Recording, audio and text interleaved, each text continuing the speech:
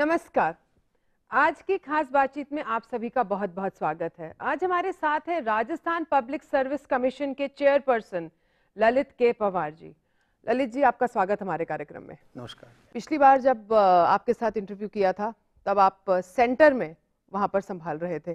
सबसे पहले तो राजस्थान वापसी के लिए बहुत बहुत बधाई और शुभकामनाएं। धन्यवाद। और मेरे ख्याल से दूसरी बधाई प्री आरएएस 2013 बिल्कुल सही तरीके से कराने के लिए भी आपको दी जानी चाहिए। 2015 2016 तो बस अब महीने भर की बात रह गई है। तो ये बैकलॉग से थोड़ा सा प्रेशराइज फील कर रहे हैं? जी नहीं, अभी 2013 का एग्जाम हमने कराया और ये पूरा प्रोसेस कंप्लीट होने में करीब करीब 8 से 10 महीने और लगेंगे। फिर इंटरव्यू होंगे। हाँ। तो हम कोशिश करेंगे कि जब तक ये प्रोसेस चल रहा है कि 2013 का फाइनल सिलेक्शन स्टेज पे पहुंचेगा नेक्स्ट सितंबर तक इंटरव्यू मिला के, तब तक हम 2016 और हमने राज्य सरकार से अनुरोध किया है कि वो सारी वैकेंसीज हमको क्लब करके भेज दें, 14 की, 15 की और 16 की भी, ताकि जो नेक्स्ट एग्जामिनेशन हम करेंगे मोस्ट प्रोबेबली सितंबर अक्टूबर 2016 में करेंगे। और वो 2016 का एग्जाम होगा, उसमें 3 साल का बैकलॉग हम क्लियर करने के लिए अभी से तैयारी कर रहे हैं। बिल्कुल सही बात है, क्योंकि सर हर स्टेट में सेंटर में साल दर साल ढंग से ब्यूरोक्रेसी काम करती है। एग्जाम्स होते हैं, जो भी वैकेंसीज होती हैं वो फिल होती हैं। एक हमारे यहाँ है कि हम लोग 4 साल पहले चल रहे हैं। हाँ, तो उस बैकलॉग को हम 1 साल में क्लियर कर देंगे। बैकलॉग आप क्लियर कर देंगे। देखिए, प्री आरएएस 2013 बिल्कुल सही स्मूथली हुआ, कोई भी आउटवर्ड इंसिडेंट नहीं हुआ। तो उससे डेफिनेटली जो आरपीएससी की क्रेडिबिलिटी पिछले 1 साल में डाउन आई है, उसको थोड़ा सा तो सर संबल मिला है। लेकिन उसके बावजूद भी सर आप ये मानते हैं कि अभी ये एक दोबारा आरपीएससी को एक स्तंभ की तरह खड़े करने में अभी आपको बहुत मेहनत करनी पड़ेगी, क्योंकि प्रश्न चिन्ह बहुत सारे हैं सर अभी आज भी आरपीएससी पे। राजस्थान लोक सेवा आयोग अनिता जी 66 साल पुराना संगठन है, एक संवैधानिक संस्था है, 66 ईयर्स ओल्ड जी। और पिछले वर्षों में जो कुछ भी हुआ उस पर मैं टिप्पणी नहीं करना चाहता। मैं हमेशा ही मानता हूँ बीती ताही बिसारी दे आगे की सुधी ले। नहीं, वेरी डिप्लोमेटिक आल्सो जी। हमने शुरुआत कर दी है और एक तरह से टर्न अराउंड फेज शुरू हो गया है जी। जो डिक्लाइन था वो रुका और 2 एग्जामिनेशन हमने किए हैं। एक तो 2013 का प्री किया जो बिल्कुल स्मूथली हो गया। एक हमने एपीपी असिस्टेंट पब्लिक प्रोसिक्यूटर्स की जो भर्ती की, वो पहली बार आरपीएससी के इतिहास में 15,000 कैंडिडेट्स ने ऑनलाइन एग्जामिनेशन दिया। जब एग्जामिनेशन ऑनलाइन होता है तो ना तो पेपर लीक होगा और ना नकल होगी, क्योंकि एवरीथिंग इज डिजिटल। आरएस का भी कुछ ऐसा हो सकता है सर, कभी ऑनलाइन आगे हम देख सकते हैं? हमारा प्रयास ये रहेगा कि नेक्स्ट आरएस जो 2016 का प्रीलिम हो वो ऑनलाइन होगा। इससे मेरे ख्याल से बहुत सांत्वना मिली होगी, क्योंकि देखिए जी ललित जी, वो जब चीटिंग भी ना, भाई अब हमारे को तो जहाँ तक चीटिंग अपने स्कूल डेज में याद है कि कोई अगर चीटिंग करता हुआ पकड़ा गया था तो बेचारा पर्ची पे कुछ केमिस्ट्री के फॉर्मूले लिख के लाया हुआ था। That was the level. अच्छे दिन थे शायद वो। और आज के दिन तो पता नहीं जी, ब्लूटूथ और वेस्ट और पूरे किट आ रहे हैं। आपने उसमें भी कुछ तहकीकात करी कि मतलब होता है ना, यू नो योर एनिमी वाली बात होती है। तो इसलिए मैं अंग्रेजी में कहावत है, if you want to catch a thief deploy a thief. तो how did you deploy a thief? हाँ, तो हमने पहले ये समझा कि नकल कैसे की जाती है। तो मैंने खुद 4,700 रुपए का एक किट मंगवाया नकल करने का, जो ईबे पे उपलब्ध था। अच्छा, किट उपलब्ध है? उपलब्ध था, अब नहीं। अच्छा, ओके। तो 4,700 रुपए का किट मंगवाया गया। तो उसमें एक बनियान काले रंग की, उसके अंदर वायरिंग और वहाँ तो मैंने खुद उसको नकल करके देखा। और फिर मैंने retired IPS officer mister Bahadur Singh Rathore की सेवाएं ली, जो एक्सपर्ट है इस मामले में, विजिलेंस में और इस तरह के मामले में। फिर जो एसओजी हैं, स्पेशल ऑपरेशन ग्रुप, उसके एडिशनल डीसी त्रिपाठी, उनसे जाके मैं मिला, उनसे रिक्वेस्ट की और ये पूरा एक टीम एफर्ट था। उसमें मैं राजस्थान पुलिस की जो हमको सहयोग रहा है, डीजी मनोज भट्ट साहब का और त्रिपाठी साहब का और पूरी टीम का, उनका मैं शुक्रिया भी अदा कर रहा हूँ कि उन्होंने नकल करने वाले गैंग को उनकी कमर तोड़ दी। और जब उनको सारी डिटेल्स मिली तो दिल्ली में छापा मार के 400 जैकेट्स बरामद किए। जैसे भी आप एक बार मैंने आपका कथन पढ़ा था कहीं कि राजस्थान के युवा अब नकल नहीं अकल से काम लेना शुरू कर दें। बिल्कुल, ये और ये आरपीएससी बहुत स्ट्रिक्ट होने वाला है इस मामले में। लेकिन सर, जिन लोगों ने चीटिंग करी, जिन लोगों ने अनफेयर मीन्स लिए, उन पे कोई एक्शन? जी हाँ, हमने पिछले 66 साल के आरपीएससी के इतिहास में इतना सख्त एक्शन नहीं लिया गया जो हमने लिया। क्या? 36 वो जो स्टूडेंट्स जो पकड़े गए, जिनके खिलाफ पुलिस ने अदालत में चालान पेश कर दिया, उनको जिंदगी भर के लिए डिबार कर दिया। आरएस नहीं दे सकते? नॉट ओनली आरएस, किसी भी राज्य की सेवा में हिंदुस्तान में वो कहीं भी वो फॉर्म नहीं भर पाएंगे हमेशा के लिए। मेरे ख्याल से एक बहुत स्ट्रॉन्ग मैसेज आप देना चाह रहे हैं हमारे युवा को और हमारे जो लोग आगे चल के भी एग्जाम्स दे रहे हैं कि शॉर्टकट्स और अनफेयर मीन्स नहीं चलेंगे, केवल मेहनत एक रास्ता है। और ये सही भी है, ये ज़रूरत नहीं भी होनी चाहिए। सर एक दिन में मेरे ख्याल से 83,725 एप्लीकेशंस आई, थोड़ा सर्वर भी डगमगा गया आपका। फिर हमने उसको ठीक करवाया और डेट भी बढ़ाई ताकि कोई एग्जामिनेशन को भरने से चूक नहीं पाए।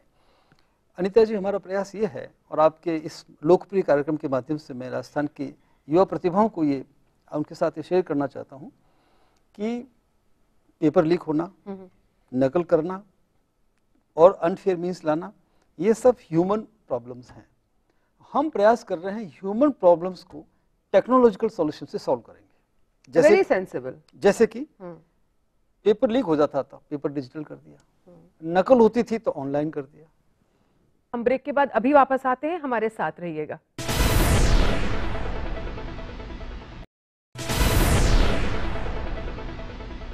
ब्रेक के बाद आप सभी का स्वागत है। तो ललित जी, जैसे ब्रेक से पहले मैं आपसे पूछ रही थी कि भाई राजनीतिकरण क्यों, ड्रेस कोड तो सबके लिए लागू हुआ, तो थोड़ा सा सेटबैक हुआ आपको? ये जो ड्रेस कोड हमने लागू किया, माननीय उच्चतम न्यायालय के निर्देश जो कि उन्होंने AIPMT के एग्जामिनेशन के लिए दिए थे, हमने एग्जैक्टली उनमें से उनको हमने इन टोटो फॉलो नहीं किया। उसमें से 8-10 वो कारण जो कि ब्लूटूथ इनेबल्ड टेक्नोलॉजी के मार्फत लोग बदमाशी कर रहे थे, जैसे कि अंदर बनियान पहन ली, उसके अंदर वायरिंग है और उसका यहाँ सिम है और वो ब्लूटूथ इनेबल। कपड़ों के लिए आपने क्या कहा कि क्या? तो हमने कहा कि आप हाफ शर्ट्स पहन के आएंगे, और कई बार लोग सॉक्स और शूज के अंदर कुछ डिवाइस छिपा लेते थे, तो हमने कहा आप सैंडल और चप्पल पहन के आइए। गर्ल्स को हमने कहा आप साड़ी सलवार सूट में आइए, और पहले ही हमने इसको पब्लिसाइज कर दिया था। इसके बावजूद कुछ युवा शायद उन्होंने पढ़ा नहीं या ध्यान नहीं रखा या लापरवाही थी, तो फुल शर्ट्स पहन के आ गए। तो चूंकि डायरेक्शंस थे तो उनसे कहा गया कि आप हाफ शर्ट्स पहन के आइए। जब हाफ शर्ट नहीं पहना तो उनका शर्ट उतरवा के बनियान में एग्जामिनेशन दिया।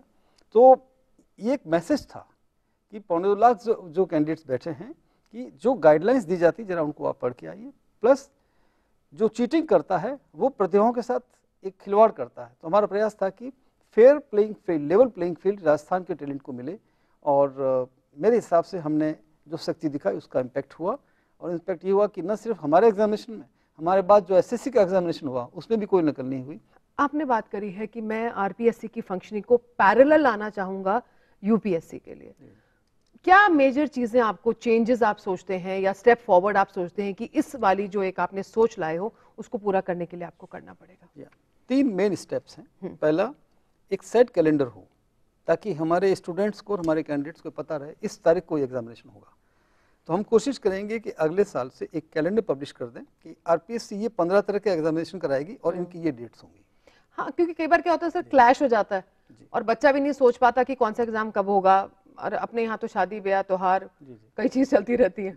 दूसरा, हम कोशिश ये करेंगे कि जहाँ तक हो सके पूरे सिस्टम को डिजिटल कर दें, जैसे कि प्रीलिम्स डिजिटल, उसके बाद में मेन एग्जामिनेशन, जहाँ डिस्क्रिप्टिव आवश्यक है वहीं डिस्क्रिप्टिव करें। जैसे RS का जो मेन होगा उसमें डिस्क्रिप्टिव होगा, तो जो होना है वो होगा।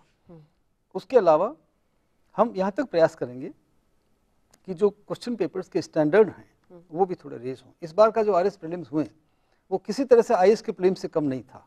जो हमारे पास फीडबैक आई है कैंडिडेट्स की भी, प्रोफेसर्स की भी, कोचिंग क्लासेस वालों की भी, सबकी फीडबैक आई। सब ने कहा साहब इस बार का जो पेपर RS का था वो IAS के प्रीलिम पेपर से किसी भी तरह से कम नहीं था। तो UPSC की और अन्य राज्यों की जो बेस्ट प्रैक्टिसेस हैं उसको हम फॉलो करेंगे, ताकि राजस्थान के यूथ और राजस्थान के टैलेंट को ये विश्वास रहे कि जो मैं एग्जामिनेशन देने जा रहा हूँ वहाँ मेरा फेयर असेसमेंट होगा और मुझे फेयर चांस मिलेगा, बगैर फियर के, बगैर फेवर के। हाल ही में सर छोटी मोटी पोस्ट के लिए इंटरव्यूज बंद कर दिए, आप इसको स्टेप को कितना पॉजिटिव मानते हैं? सिवाय उन पदों के जहाँ पर्सनालिटी का भी एक डिसाइसिव रोल होता है, जैसे कि RS, एलाइट, RPS वगैरह, या जहाँ आर्टिकुलेशन चाहिए होता है जैसे लेक्चरर्स इस तरह के, तो इन 2 पोस्टों को छोड़ के बाकी जो पोस्ट हैं, अब जैसे एक्साइज इंस्पेक्टर है या इंडस्ट्री इंस्पेक्टर है या कमर्शियल टैक्स, इसमें इंटरव्यू का कोई बहुत बड़ी भूमिका नहीं है, क्योंकि सिलेक्शन के बाद भी कैंडिडेट्स की ट्रेनिंग तो होती है, तो अब ट्रेनिंग में उनकी ग्रूमिंग की जा सकती है, और ट्रेनिंग में भी अगर वो एग्जामिनेशन में पास नहीं हुए तो पोस्टिंग नहीं दी जाती है।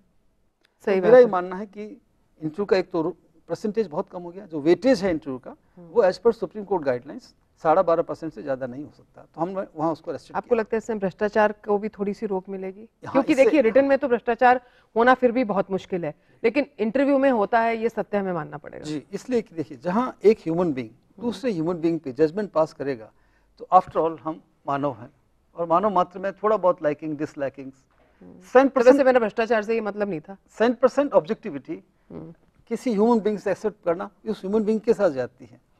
ह्यूमन बीइंग एक गलतियों का पुतला है, तो हो सकता है किसी में वो गलती आधा % हो, किसी में कुछ परसेंटेज ज़्यादा हो, मगर सब्जेक्टिविटी तो रहती है, तो उसका रोल जितना मिनिमम हो उतना ही अच्छा रहेगा।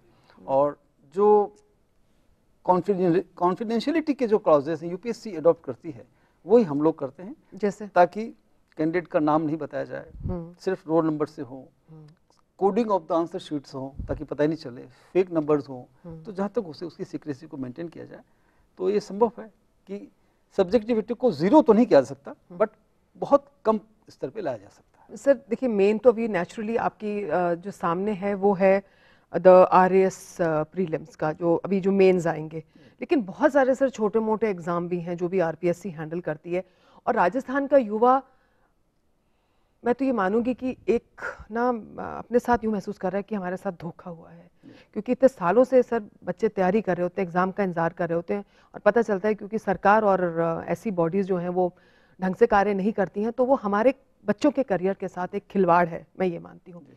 बाकी एग्ज़ाम्स की तरफ भी पूरा ध्यान देने के लिए क्या आपके पास मैन फोर्स पूरी है, आपकी कमिटीज़ कंप्लीट हैं, और क्या everything will be according to schedule, ये हम आपसे जानेंगे एक छोटे से ब्रेक के बाद। हम अभी वापस आ रहे हैं, हमारे साथ रहिएगा।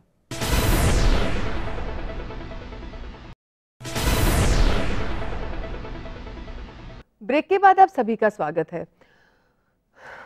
करोड़ों युवा जो इंतजार कर रहे हैं सर, लाखों युवा बैठ के, सारे एग्जाम टाइम पर होंगे। मैं राजस्थान की युवा प्रतिभाओं को आपके इस लोकप्रिय कार्यक्रम के माध्यम से ये विश्वास दिलाना चाहूँगा, आयोग के अध्यक्ष होने के नाते भी और एक राजस्थानी होने के नाते, कि हम लोग बैकलॉग क्लियर करने के बाद एक साल के अंदर अंदर एक सेट कैलेंडर के हिसाब से पेंडेंसी को जीरो पे लाने की कोशिश करेंगे, कि जिस साल की जो वैकेंसीज है वो एग्जामिनेशन उसी साल हो जैसा कि यूपीएससी में होता है, नंबर 1। नंबर 2, हम मैनुअल से डिजिटल की तरफ जाएंगे, और उससे मेरे ख्याल से स्पीड पे भी बहुत फर्क पड़ेगा। स्पीड, एक्यूरेसी और भ्रष्टाचार, तीनों पे लगाम लगती है। फिर क्योंकि सर बहुत सारी पेंडेंसी तो हमारे इसलिए हो जाती है कि वहाँ रिजल्ट डिक्लेयर होता है और अगले दिन कोई ना कोई कोर्ट में चला जाता है जी, और वहाँ स्टे लग जाती है, जी, कहानी खत्म। हाँ, तो इस बार हमने एक नया स्टेप ये लिया कि यूपीएससी मॉड्यूल को फॉलो किया। जैसे कि प्रीलिम जो हुआ एक पेपर था 3 घंटे का, जबकि पहले ऑप्शनल वगैरह सब होते थे, और जरूरत भी नहीं है। अब जो मेन होगा उसमें 4 पेपर होंगे और चारों पेपर कॉमन होंगे, GS1, GS2, GS3, GS4, और हम एक एक दिन में करेंगे ताकि कैंडिडेट्स के ऊपर भी थोड़ी आसानी रहे।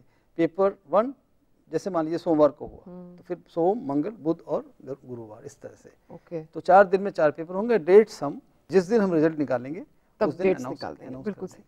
सर आप अभी आपने कहा कि एक राजस्थानी होने के नाते, लेकिन उसके साथ साथ आप एक ब्यूरोक्रेट भी हैं, और अभी आप ब्यूरोक्रेसी के लिए ही एक तरह एग्ज़ाम ले रहे हैं।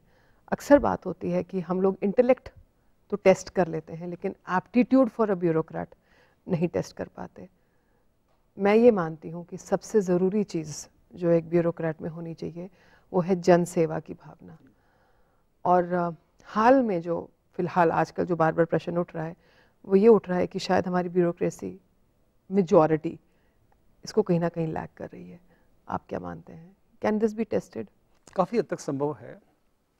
साक्षात्कार लेना भी एक कला है, और इस तरह के प्रोफेशनल इंस्टीट्यूट्स हैं जो सिखाते हैं साक्षात्कार कैसे लिया जाए, नंबर 1। नंबर 2, कैंडिडेट की जो नॉलेज है वो रिटन एग्जामिनेशन में टेस्ट की जा चुकी है जी। सो इंटरव्यू में नॉलेज रिलेटेड प्रश्न पूछना हम डिस्करेज करते हैं।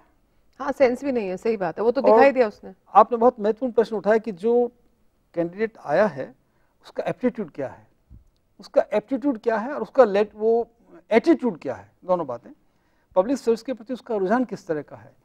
तो इस तरह के साइकोलॉजिस्ट, एक्सपर्ट्स, प्रोफेशनल्स हैं जो बातचीत में, कन्वर्सेशन में करते करते उसको एट ईज लाके और इस तरह के सवाल पूछे जाएंगे कि उनके आंसर से आप पता कर सकते हैं कि इन महाशय का या इन कैंडिडेट का एप्टीट्यूड क्या है। नंबर 2, उसको कोई वेटेज है? After all it is public service, it is a public service. बिल्कुल। तो पब्लिक स्पिरिटेड यूथ ही इसमें आना चाहेंगे, और मैं ये मान के चलता हूँ कि आईएएस और आरएस ये हमारी जो प्रीमियर सर्विसेज हैं, इसमें वास्तव में पब्लिक सर्विसेज की असीमित संभावनाएं हैं। मैं तो खुद 36 साल तक आईएएस में रहा हूँ और मैंने इस बात को महसूस किया कि आपको बहुत अच्छा कैनवास इससे मिलता है। मेरा अभी मान है कि majority of the civil service officers they are public service oriented, और ख़ास तौर से जो गांव से हमारे कैंडिडेट सक्सेसफुल होकर अभी आ रहे हैं, ये एक बहुत अच्छा ट्रेंड आया है पिछले 4-5 वर्षों में। ग्रामीण पृष्ठभूमि के कैंडिडेट्स बहुत ज़्यादा सक्सेसफुल हो रहे हैं, यूपीएससी में भी बहुत अच्छी बात, और आरपीएससी में। मैं खुद एक ग्रामीण पृष्ठभूमि से था और मैंने अपना आईएएस के इंटरव्यू में टॉप किया था, और उस वक्त इंग्लिश मीडियम में एंट्री होता था, जबकि मैं कभी किसी इंग्लिश स्कूल में नहीं गया।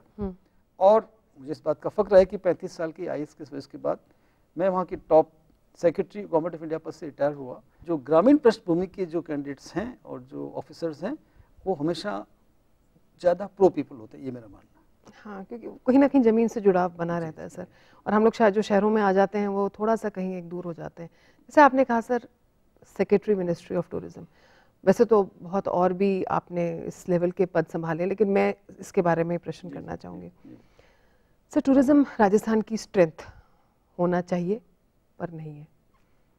मेरे ख्याल से टूरिस्ट राजस्थान से नाराज़ हैं आज के दिन, और ये एक फैक्ट है, चाहे कुछ भी फिगर्स हम लोग निकाल के खड़े करने की प्रयास करें। मैं भारत सरकार में पर्यटन सचिव रहा हूँ और राष्ट्रीय स्तर से मैंने इस बात को महसूस किया है कि भारतीय पर्यटन की हम कल्पना भी नहीं कर सकते राजस्थान के बिना।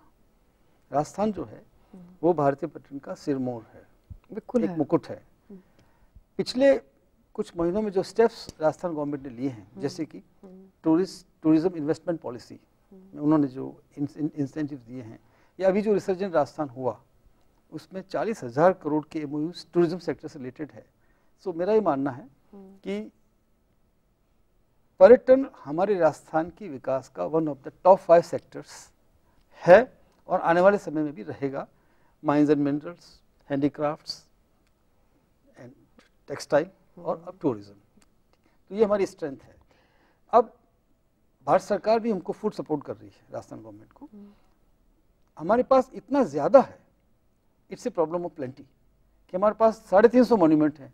अभी जब तक हम 30-40 का कंजर्वेशन कर पाए, 250 का कंजर्वेशन करना है। पूरे हिंदुस्तान में 3,500 मॉन्यूमेंट्स हैं, तो काम इतना ज़्यादा है कि, और फिर जब हम प्रायोरिटी की बात करते हैं तो जो हेल्थ, एजुकेशन, पब्लिक रोड्स, वो हमारी ज़्यादा प्रायोरिटी होंगी बजाय आर्ट, कल्चर और टूरिज्म होने के। लेकिन आप नहीं मानते कि अगर जैसे पब्लिक रोड्स हैं या हेल्थ और एजुकेशन है, अगर ये चीज़ें सुधरेंगी तो अपने आप ही टूरिज्म पर भी फ़र्क पड़ता है। सर, अब मेरा ये आखिरी, मैं प्रश्न तो नहीं कहूँगी, एक आपसे रिक्वेस्ट है, एज आरपीएससी चेयरपर्सन आप राजस्थान के युवाओं को क्या संदेश देना चाहेंगे? मैं राजस्थान के युवाओं को ये विश्वास दिलाना चाहूँगा कि जैसा कि आपने 2013 के आरएस प्रीलिम में 31 अक्टूबर को देखा कि एक भी पत्ता नहीं हिला और कोई अनफेयर प्रैक्टिस नहीं हुई, ऐसा ही एग्जामिनेशन हम आइंदा करेंगे। पूरा अप्रेजल सिस्टम और जो सिलेक्शन प्रोसेस है बगैर फियर और बगैर फेवर के लेवल प्लेइंग फील्ड के रूप में हम करेंगे, ताकि युवा प्रतिभाओं का आकलन सही हो सके और किसी तरह का भ्रष्टाचार प्रोसेस में नहीं हो। ये मैं आपको यकीन दिलाना चाहूँगा, क्योंकि मैं खुद बगैर किसी सिफारिश के अगर यूपीएससी में आईएएस के इंटरव्यू में टॉप करके आईएएस में राजस्थान कैडर में आ सकता हूँ, तो जो मुझे यूपीएससी ने दिया फ्री एंड फेयर सिलेक्शन, वो आरपीएससी के माध्यम से मैं राजस्थान की यूथ को, पूरी जो मेरी टीम है, सारे मेंबर्स आए वहाँ हम मिलकर आपको देंगे। ये मैं आपको विश्वास दिलाना चाहूँगा।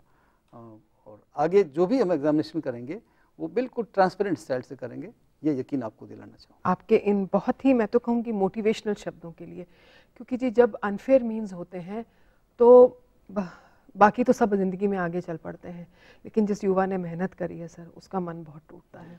और राजस्थान के युवाओं के लिए ये एक आशा की किरण रहेगी कि आरपीएससी अपना कार्य बिल्कुल पूर्ण रूप से भ्रष्टाचार से मुक्त होके और प्रदेश की भलाई के लिए करेगी। आपको बहुत बहुत शुभकामनाएं ईटीवी परिवार की ओर से। आपका बहुत बहुत शुक्रिया ललित जी। बहुत बहुत शुक्रिया, आभार आपका। तो ये थी जी हमारी बातचीत ललित पवार जी के साथ। हम जल्दी आपके बीच दोबारा होंगे, तब तक जय हिंद।